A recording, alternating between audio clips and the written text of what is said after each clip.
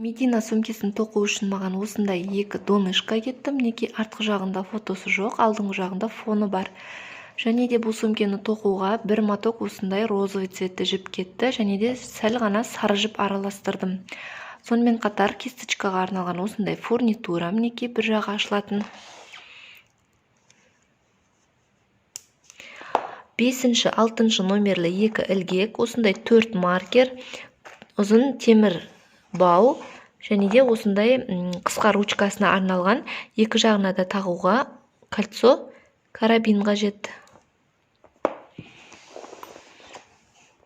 Ең алдымен донышкамызға ілгекті өткізе отырып, видеода көрсетілгендей етіп, қатарды тоқып шығамыз.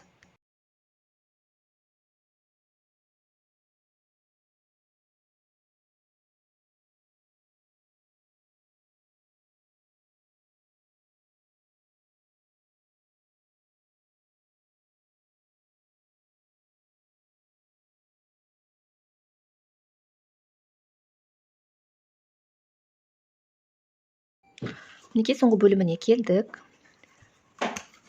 Бір рет тоқып аламыз. Және де ұзартып, жоғарғы жақтағы алғашқы галочкадан ілгегімізді кіргіземіз. Негізгі жіпті тартып алып шығарамыз. Және де оны осы дөңгелек форма сиятында етіп ұзартамыз да айналдырамыз. Артқы бөліктегі жіптен тартамыз. Осылай қатарды бекіттік.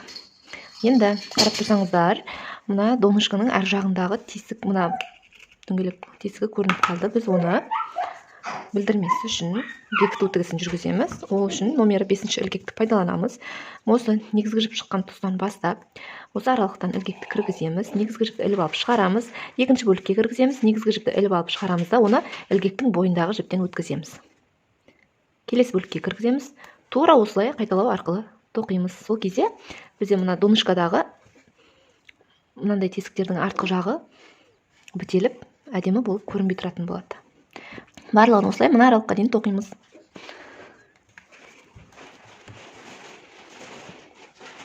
Мінекей соңғы бөлігін тоқимыз. Осы тұста жіпті қиямыз артқы бөлігінен сәл ғана. Бұл бізде беткі бөлігі болғаннан кейін қиюға тура келді. Мына жіпті алып, мына тұсқа артынан тартып кіргізіп жіберіп тоқсаңыздар да болады. Бірақ ол кезде былайынан әдемі болып жалғанбай қалады. Көрініп қалады екеуінің жалғанғаны, сондықтан мен бұны қидым. Енді негізгі жібімізді тартып шығарамыз. Оны мына тұстан, мінекей, бастапқы бекітпе тігісінің бастапқы бөлігінен ілгекті кіргіземіз.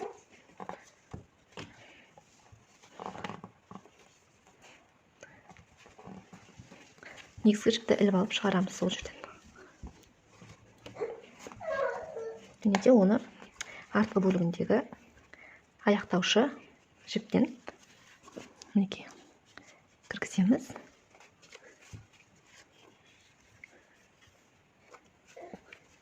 Жақсылап тартып, осы тұстан шығарамыз. Мінекей, сонда біздің қатарларымыз бір-біріне әдемі болып жалғанды. Қай жері басы, қай жері аяғы екені білінбей қалды. Енді біздің сөмкеміз макарон секілді дөңес болмайды, қырлы сөмке болып тоқылады. Сондықтан осы тұстан бекітпе тігісін қалай жүргіздік? Мінекей, мына тұстан тура осылай бекітпе тігісін тағы да жүргіземіз. Ол үшін мына жіпке негізгі жібімізді жалғаймыз.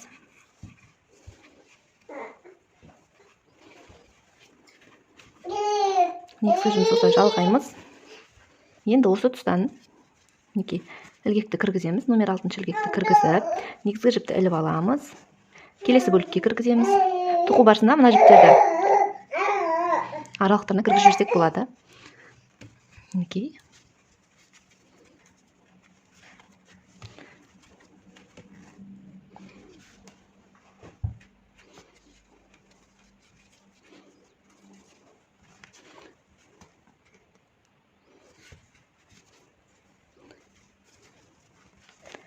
Осылай айналдыра тоқып шығамыз. Мына жақтан тоқып келе жатқан кезде арттағы жіпті мына секілді арасына кіргізіп тоқып жіберсек, жалғанған жеріміз білінбей қалатын болады. Мінекей, бекітпе тігісіміздің соңғы бөліктеріне келдік. Мына жақта артық жіпті мына жерге қыстырып жібердім. Енді мына жерден кіргіземін. Соңғы бөлігіне келдік. Оны да тура мынағыдай жібімізді қиып аламыз артқы жағынан. Сәл ғана қиып аламыз, тартып шығарамыз. оны бекітпе тігісінің алғашқы бастауыш жібінен ілгегімізді кіргіземіз. Мінекей 2 жіптен де өтті. Енді негізгі жібімізді іліп алып шығарамыз да, оны сол шыққан тұсына қайта кіргіземіз. Ол үшін мына аралықтан ілгекті өткіземін, және де аяқтаушы жіптің екі ортасынан өткіземін да, негізгі жіпті тарта отырып шығарамын.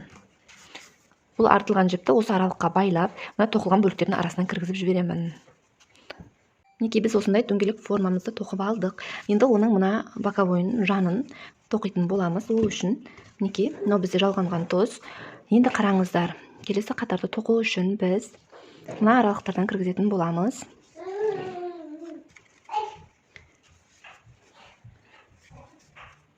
Мінекей мынау бізде жалғанған жер, мына жалғанған жердің екеуінен, екі жібінен бірінші және артындағы екінші жібін аламыз. Негізгі жібімізді іліп аламыз, шығарамыз. Мына кішкене жіпті былай қарай тоқып өтіп кіргізіп жібереміз қазір арасына. Осылайынан бір.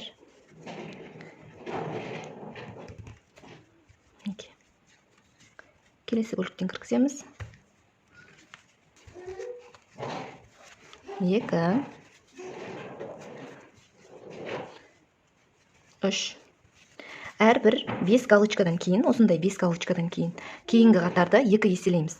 Мен бұл жерде қазір 3 галочка алдым, кейінгі қатарды 2 галочка көтеремін. Себебі қазір мен бұл жерден 5 галочканы алып, мына жерден 2 галочка шығаратын болсам, айналып келген кезде, мына жақта 5 галочка болғаннан кейін, менде аяқтаушы тұсында 2 галочка шығуы қажет. Және де одан кейін мына жалғанған кезде сүйкімсіз болып көрініп қалады. Сондықтан алғашқы үшеуін тоқыдым, 2 галочка жасадым. Әрі қарай әрбір 5 галочкадан кейін 2 галочка тоқимын. Айналып келіп, мына жерде жеке-жеке 2 галочка тоқимын. Сол кезде сол 2 галочкамен бірге мына жерде менде 5 галочка, содан кейін барып бірге 2 галочка шығатын болады.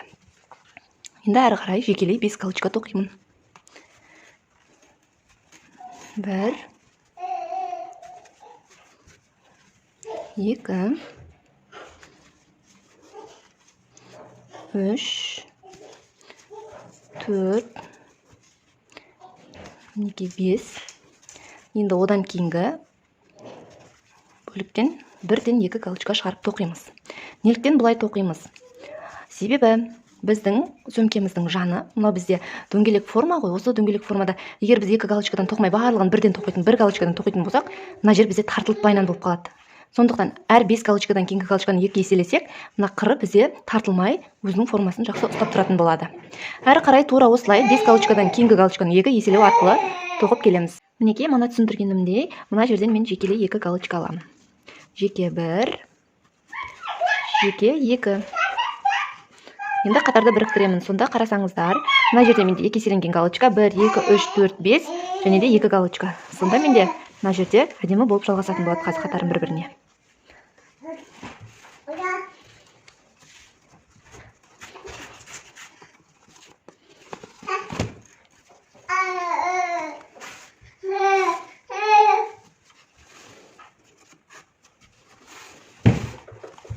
Енді әрі қарай біз 2 қатар тоқимыз. Ол 2 қатарда ешқандай да 2 еселеу тігісі болмайды. Қалай бар, солай барлығын тоқып шығамыз. Яғни мына астыңғы қатардағы галочканың қақ ортасынан ілгекті кіргіземіз. Негізгі жіпті іліп алып шығарамыз. Осындай үстіңгі қатарынан да галочка шығару арқылы 2 қатар айналдыра тоқып шығамыз. Яғни, мінекей менде екіншісі тоқылып дайын тұр. Бірінші қатарымда міне 2 еселенген тігісі бар. Бірінші қатарым, ал екінші қатарда ешқандай да 2 еселенген тігіс жоқ. Жай ғана қарапайым осылай тоқып шықтым. Мінекей біз осындай 2 формамызды тоқып алдық. Және де мына замок түсетін бөлікті екі жағынан да бірдей етіп өлшеп алып, осындай маркерлермен белгілеп қойдым. Және де бұл жерде ескерте кететін жайт, мына принтіміз замок тігілгеннен кейін жоғарғы жағына тура осындай мына қыздың суреті сөмкені ұстағанда осылай тұруы қажет. Замогыңыз былайынан тігіліп, суретіңіз былай қисайып қалмауы қажет. Соны ескеріңіздер. Мына жақтан барлығы мына белгіленген тұсты есептеген кезде менде 22, арғы жағынан да дәл осылай 22 етіп белгілеп алдым. Қазір мен екеуін беттестіремін.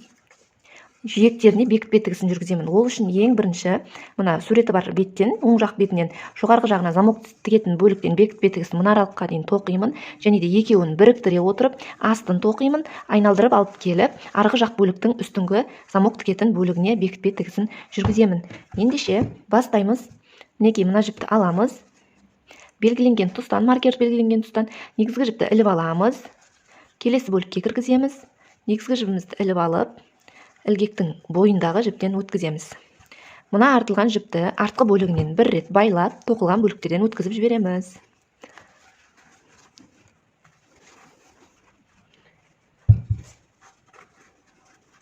Тура осылай бекітпе тігісін мына маркер белгіленген тұсқа дейін тоқимыз. Мінекей, мен тоқып алдым. Маркер белгіленген тұсқа дейін тоқыдым. Енді оны алып тастай салсақ болады. Ал енді келесі бөліктің замок түсетін бөлігіне беттестіреміз. Және де мына маркер белгіленген тұстан, мінекей, жанындағы галочкалардан, бергі жақта да бар, арғы жақта да бар осындай галочкалар. Енді маркер белгіленген тұстан кейінгі галочканың ортасына ілгекті кіргіземіз, арғы жағынан кіргіземіз.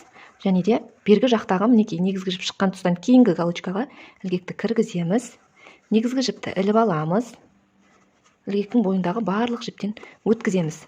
Жаңа біз арғы жақтан кіргіздік. Енді келесісін бергі жақтан кіргізіп тоқимыз. Мінекей, мына галочканың ортасынан кіргіземіз.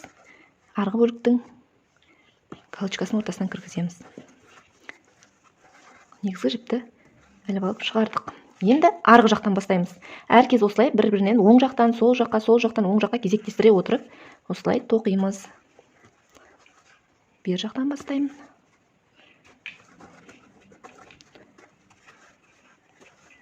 Енді арғы жақтан бастаймын. Тура осылай кезектестіріп, қайталап, екеуін бір-біріне беттестіре отырып, барлығын тоқып, арғы жақ бөліктегі маркер белгіленген тұсқа дейін тоқимын. Мінекей, айналдыра барлығын тоқып, мына жаққа келдім. Енді мына маркер белгіленген тұстан тағы бір рет алып тоқитын боламын. Мінекей, мына жерден арғы жақтағы маркер белгіленген тұстан кіргізіп, бір рет тоқимын. Енді тура осы жерден маркерді алып тастаймын. Арғы жақ беттегі замок түсетін бөлікке бергі жақтағы секілді бекітпе тігісін жүргіземін. Ол үшін осы маркер белгіленген тұстан жіпті кіргіземін, ілгекті кіргіземін, негізгі жіпті іліп аламын, ілгектің бойындағы жіптен өткіземін. Тура осылай осы бөліктерден, мінекей, мына аралықтардан ілгекті кіргізе отырып, арғы жақ бөлігіне бекітпе тігісін түсіремін.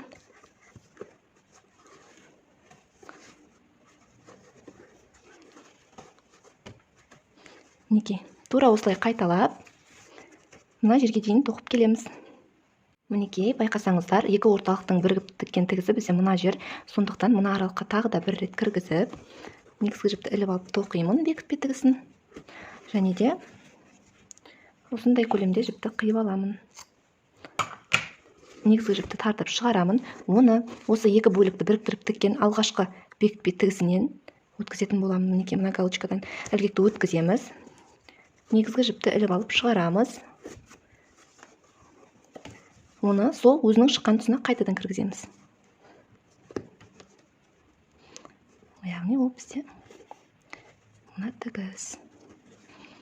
Мінекей, осы жерге өзін қайтадан кіргіземіз.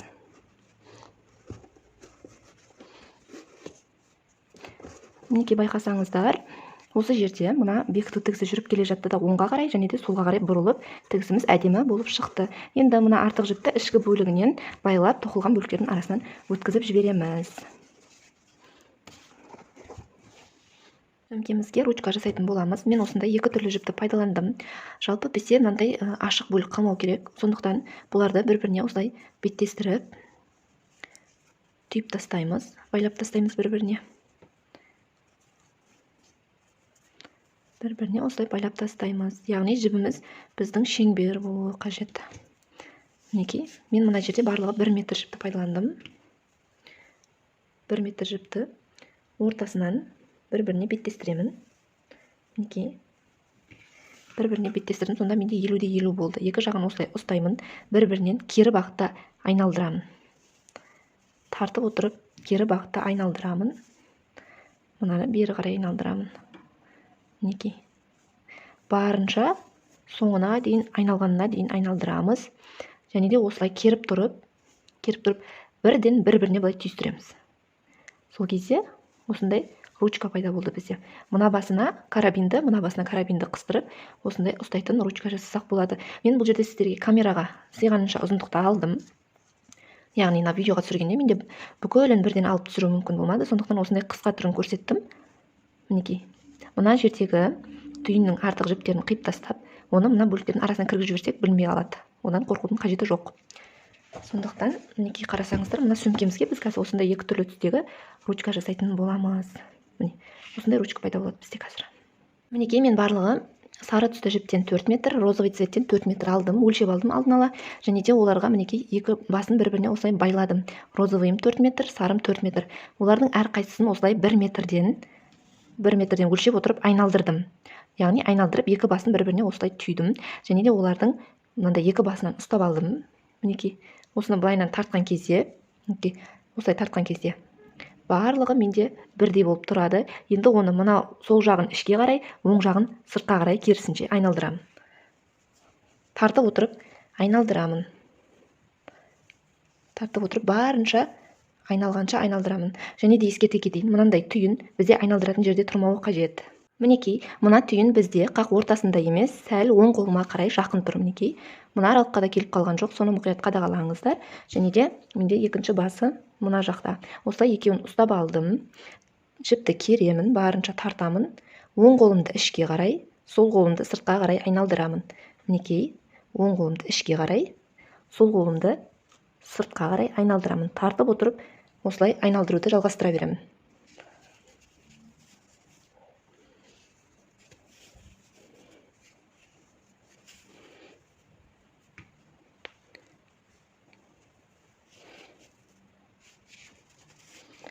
Барынша қаттырақ тартуға тырысыңыздар.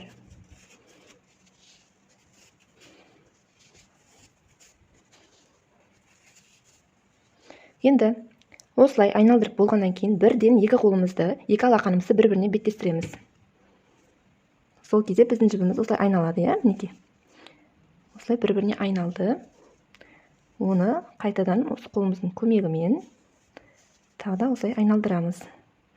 Мінекей, сол кезде бізде осындай ручка пайда болды. Мына 2 басына қазір карабин кальсонды кигіземіз. Мына тігілген бөліктегі артық жіптерді қиып, осының арасына былай білдірмей кіргізіп жібереміз крючоктың көмегімен. Мінекей, сөмкеміздің манағы бекітпе тігізі түскен бөлігіне бір жағын осы кольцо карабинді ашып отырып кіргіземіз. Мінекей, осы тұстан. Екіншісін мына жағына кіргіземіз.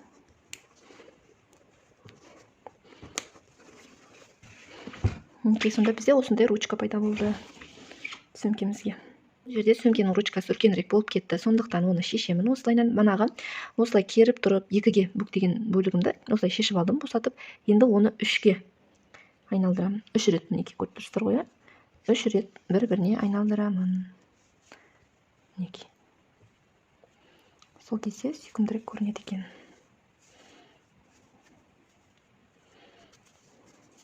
Осылай барлық размерін келтіріп ала берсеңіздер болады. Қысқа болса 2 рет, жаңағы ұзын болып кетсе 3 рет немесе 4 рет айналдырсаңыздар тіптен жақсы.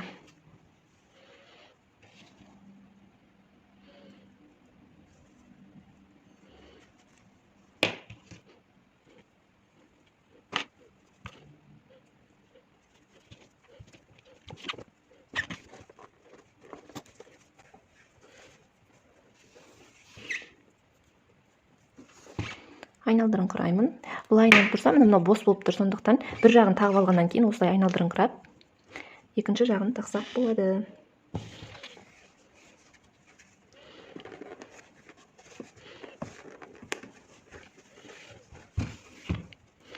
Мінекей, осы ручка маған ұнап тұр.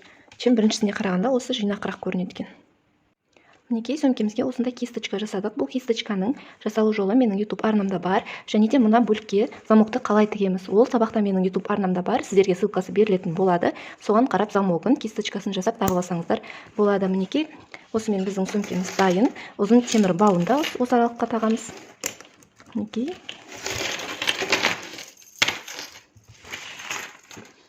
Екінші аралығына мынандай кольцо емес, басында өзінің шынжырдың тағатын несі болады, тағатын заты болады, фурнитурасы. Сондай шынжыр тақсаңыздар тіпті жақсы болады. Мінекей, осымен біздің сөмкеміз дайын. Назарларыңызға рахмет, менімен бірге болыңыздар.